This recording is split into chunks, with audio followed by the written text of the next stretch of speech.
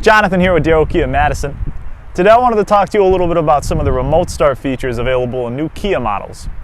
So I'm standing here next to a 2021 Kia Telluride, and this vehicle has a remote start integrated right here into the key fob, just like a number of other Kia models.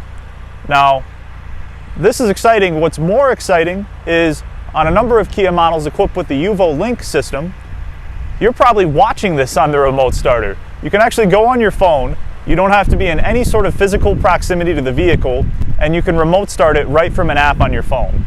Now, luckily the weather looks like this right now, and we're not covered in snow, but remote start, I actually use probably more in the summer, so that way the car is not as blistering by the time you get in.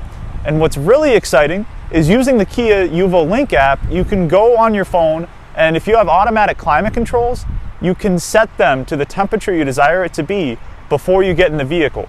So if you have any questions on any of these systems or capabilities, just call or stop by today.